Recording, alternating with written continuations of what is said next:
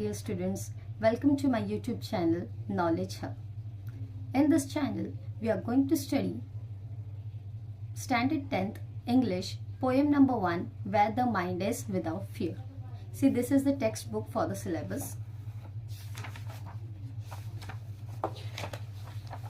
See, this is Unit 1, Where the Mind is Without Fear.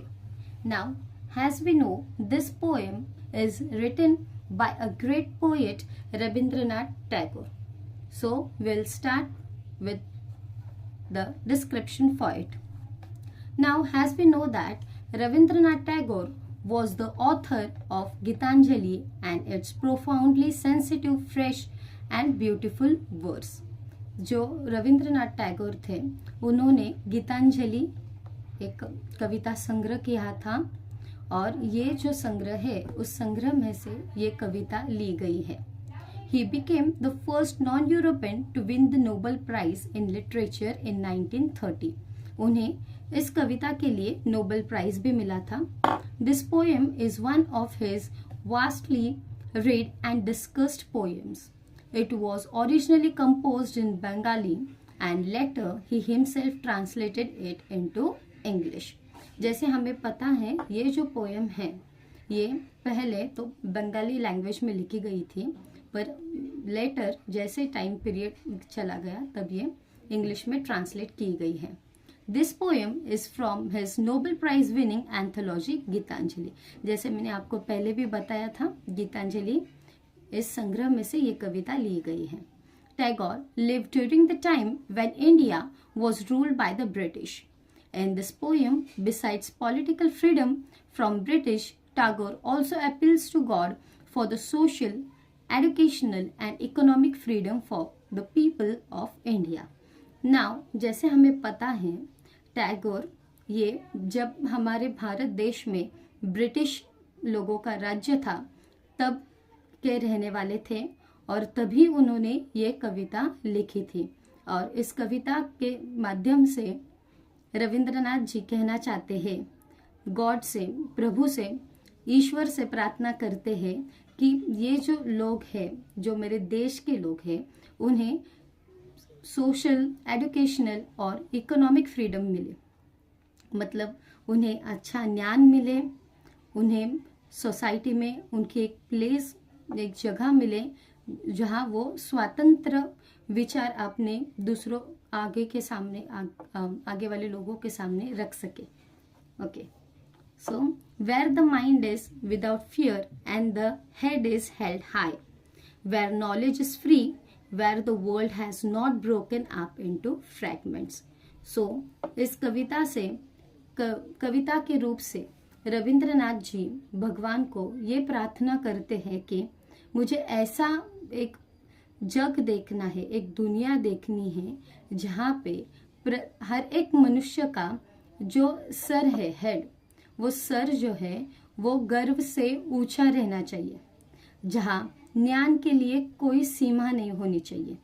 जहाँ रविंद्रनाथ जी कहते हैं कि मुझे ऐसी दुनिया देखनी है where the world has not been broken up into fragments. जो ये दुनिया है वो टुकड़ों में बटी हुई नहीं देखना चाहते. वो आप मीनिंग भी लिख सकते हो उसका, a small part broken off. Fragment का मीनिंग आप लिख सकते हो, a small part broken off by narrow domestic walls. अभी नैरो डोमेस्टिक वॉल्स का अर्थ यहाँ पे बताया गया है कि हमें अलग रिलीजन से आते हैं. हमारे देश में कई विविध प्रकार के लोग रहते हैं जिसका धर्म अलग है, जाति अलग है, वर्ग अलग है, वर्णन अलग है, पर हमें यहाँ पर मिलजुल कर रहना है. Where words come out from the depth of the truth. जहाँ पे हमें सिर्फ सत्य ही बोलना चाहिए, जहाँ प्रत्येक लोगों के शब्द से सिर्फ सत्य ही निकलना चाहिए. Where tireless striving stretches its arm towards perfection. tireless striving का अर्थ यहाँ पे दिया है continuous efforts and struggle.